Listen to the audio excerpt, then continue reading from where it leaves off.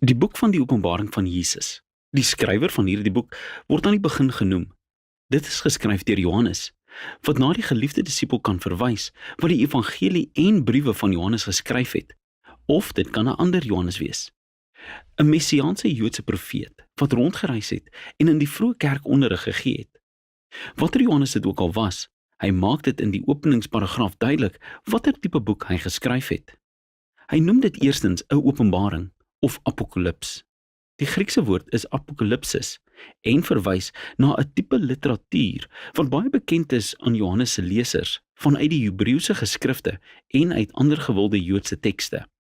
Apokaliptiek handel oor die profeet se simboliese drome en visioene wat God se hemelse perspektief op die geskiedenis en huidige gebeurtenis openbaar, sodat die huidige tyd gesien kan word in lig van die geskiedenis se finale uitkoms. En Johannes sê hierdie apokalips is 'n profesie, wat beteken dit is 'n woord wat van God gespreek word deur 'n profeet aan God se mense, gewoonlik om hulle te waarsku of te troos in 'n tyd van krisis. Deur hierdie boeke profesie te noem, sê Johannes dat dit in die tradisies van die Bybelse profete staan en dit bring hulle boodskap tot 'n hoogtepunt. En hierdie apokaliptiese profesie is gestuur na regte mense wat Johannes geken het. Die boek begin en sluit af as 'n omsendbrief wat aan die 7 kerke in die antieke Romeinse provinsie van Asië gestuur is. 7 is 'n betekenisvolle getal vir Johannes. Dis 'n simbool van volledigheid gebaseer op die 7 dae Sabbatsiklus in die Ou Testament.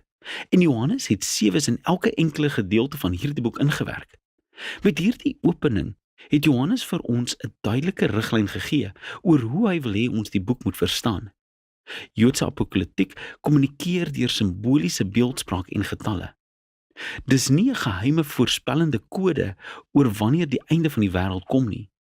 Johannes gebruik eerder konstant hierdie simbole wat uit die Ou Testament geneem word en hy verwag dat sy lesers sal gaan uitvind wat die simbole beteken deur die tekste waarna hy verwys na te slaan.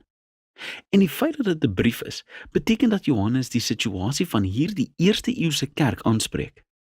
En hoewel hierdie boek baie te sê het vir Christene van latere geslagte, moet die boek se betekenis eerstens geanker word in die historiese konteks van Johannes se eie tyd, plek en gehoor.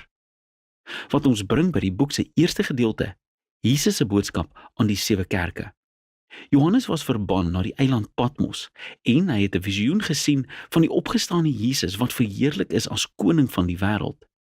En hy het tussen 7 brandende ligte gestaan. En aan Johannes word gesê dat dit 'n simbool is van die 7 kerke in Klein-Asië, iets wat kom uit die boek van die profeet Sagaria. En Jesus begin om die spesifieke probleme wat elke kerk in die gesig staar aan te spreek. Sommige was apaties as gevolg van rykdom en oorvloed. Ander het morele kompromieë aangegaan. Hulle mense het nog rituele maaltye geëet en in heidense tempels rondgeslaap.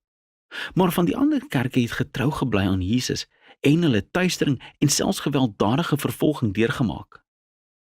En Jesus waarsku dat dinge erger sou raak. 'n Beproewing is op pad wat die kerke sal dwing om tussen kompromie of getrouheid te kies. In Johannes se tyd was die moorde van Christene deur die Romeinse keiser Nero verby. En was die vervolging van Christene deur keiser Domitianus waarskynlik al aan die gang. So die versoeking was groot om Jesus te verraai, om vervolging vry te spring of eenvoudig om deel te neem aan die tydsgees van die Romeine. En Jesus doen 'n beroep op hulle om getrou te bly sodat hulle dit kan oorkom of letterlik oorwin. En Jesus beloof 'n beloning vir elkeen in hierdie kerke wat wel oorwin. Elke beloning word direk geneem vanuit die boek se laaste visie van die huwelik van hemel en aarde. En so gee hierdie openingsgedeelte die hooftema of spanningslyn wat die verhaal in hierdie boek sal dryf. Sal Jesus se mense volhou? Sal hulle die nuwe wêreld erf wat God vir hulle voorhou? En waarom word getrouheid aan Jesus beskryf as oorwinning? Die res van die boek is Johannes se antwoord. Hierna het Johannes 'n visie van God se hemelse troonkamer en hy beskryf dit met beelde wat van baie Ou Testamentiese profete gekry word.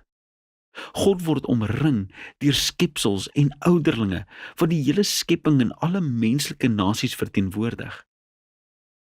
En hulle gee eer en sweer trou aan die een ware Skepper, God, wat heilig, heilig, heilig is. In God se hand is 'n boekrol wat verseël is met 7 wasseels. Dit simboliseer die boodskap van die Ou Testamentiese profete en die verseelde boekrol van Daniël se visioene. Dit gaan alles oor hoe God se koninkryk hier op aarde ten volle sal kom, net soos in die hemel. Maar niemand is in staat om die boekrol oop te maak nie, tot Johannes hoor van iemand wat kan. Dis die leeu van die stam van Juda en die afstammeling van Dawid. Hy kan dit oopmaak. Hierdie is klassieke Ou Testamentiese beskrywing van die messiaanse koning wat God se koninkryk sal laat kom deur militêre oorwinning. Nou dis wat Johannes hoor, maar as hy omdraai en kyk, is dit nie die aggressiewe leeukoning wat hy sien nie, maar 'n geofferde bebloede lam wat lewe en daar staan, gereed om die boekrol oop te maak. Nou hierdie simbool van Jesus as die geofferde lam is baie belangrik om die boek te verstaan. Johannes sê dat die Ou Testamentiese belofte van God se toekomstige oorwinnende koninkryk gevestig is deur die gekruisigde Messias. Jesus het sy vyande oorwin deur as die ware paaslam vir hulle te sterf sodat hulle verlos kon word. As gevolg van die opstanding is Jesus se dood aan die kruis nie 'n nederlaag nie. Dit was sy inlywing as koning. Dit was die manier waarop hy die bose oorwin het. En so sluit hierdie visioen af met die lam langs die een wat op die troon sit. En saam word hulle aanbid as die een ware skepper en verlosser. En die geslagte lam begin om die boekrol oop te maak. Dis 'n simbool van sy goddelike gesag om die geskiedenis tot sy volëinding te lei, wat ons by die volgende gedeelte van die boek bring, die 3 siklusse van 7's, 7 seels, 7 trompette, 7 bakke. En elke siklus wys hoe God se koninkryk en oordeel hier op aarde net soos in die hemel kom. Nou sommige mense dink die 3 stelle van 7 goddelike oordeele verteenwoordig 'n letterlike reeks van gebeure wat of in die verlede gebeur het of nou aan die gebeur is, of wat nog in die toekoms moet gebeur wanneer Jesus terugkeer. Maar let op hoe Johannes al die 7's in mekaar geweef het. So die laaste 7 bakke kom uit die 7de trompet en die 7de seël. En die 7de trompette kom uit die 7de seël. Hulle is soos ineenpassende poppies. Elke 7de een bevat die volgende 7. Let ook op hoe elkeen van die reeks van 7's oploop na 'n laaste oordeel en hulle het ooreenstemmende eindes. Dis meer waarskynlik dat Johannes elke stel van 7's gebruik om dieselfde tydperiode tussen Jesus se opstanding en sy toekomstige wederkoms vanuit 3 verskillende perspektiewe wil uitbeeld. So die geslagte lam begin om die eerste 4 seels van die boekrol oop te maak. En Johannes sien hier 4 ruiters. Dis 'n beeld uit die boek van Sagaria, hoofstuk 1. En hulle simboliseer tye van oorlog, oorwinning, hongersnood en dood. So tragies genoeg, 'n heel gemiddelde dag in die menslike geskiedenis. Dan stel die 5de seël die vermoorde Christen martelare voor God se hemelse troon voor. En die kreet van hulle onskuldige bloed verrys voor God soos die rook van 'n wierookaltaar. En hulle word aangesê om te rus, want meer Christene gaan nog sterf. Daar word nie vir ons gesê waarom nie, maar daar word gesê dat dit nie vir ewig sal aanhou nie. Die 6de seël is God se groot antwoord op hulle hulpkreet. Hy bring die groot dag van die Here, soos beskryf in Jesaja en Joël. En die mense van die aarde roep uit: wie sal staande kan bly? En dan skielik stop Johannes die aksie met 'n pouse om daardie vraag te beantwoord. Johannes sien 'n engel met 'n seelring kom om 'n merk van beskerming te plaas op God se dienaars, wat al hierdie swaar kry verduur. En hy hoor die getal van diegene wat die seël ontvang het, 144,000. Dis 'n militêre sensus, soos in die boek van Numeri hoofstuk 1. Daar is 12,000 elk van die 12 stamme van Israel. Nou let op, die getal van hierdie weermag is wat Johannes gehoor het, net soos hy gehoor het van die oorwinnende leeu van Juda. Maar in beide gevalle is wat hy dan sien as hy omdraai, die verrassende vervulling van daardie militêre beeld in Jesus, die geslagte lam. Wanneer hy hierdie messiaanse weermag van God se koninkryk sien, bestaan dit uit mense van al die verskillende nasies wat God se eeuoue belofte aan Abraham vervul. Dis hierdie multi-etniese weermag van die lam wat voor God kan staan, want hulle is deur die bloed van die lam verlos. En nou word hulle geroep om te oorwin, nie deur hulle vyande dood te maak nie, maar deur te ly en getuies te wees net soos die lam. Hierna word die 7de en laaste seël gebreek.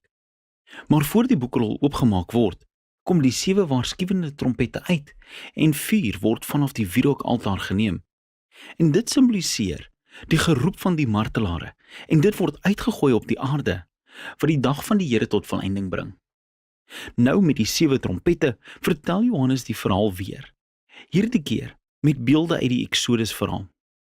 So die eerste 5 trompette is weer soos die pla wat na Egipte gestuur is. En met die 6de trompet kom die 4 ruiters van die eerste 4 seëls weer. Maar dan vertel Johannes ons dat ten spyte van al hierdie pla, die nasies nie berou gehad het nie, nes Farao nie in die Exodus verhaal gehad het nie. So dis duidelik dat God se oordeel alleen mense nie voor hom tot nederige berou sal bring nie. Dan stop Johannes die aksie weer met nog 'n pouse. En die engel bring die ongeseelde boekrol wat deur die lam oopgemaak is. En net soos Esegiel word Johannes aangesê om die boekrol te eet en dan die boodskap daarvan aan die nasies te verkondig.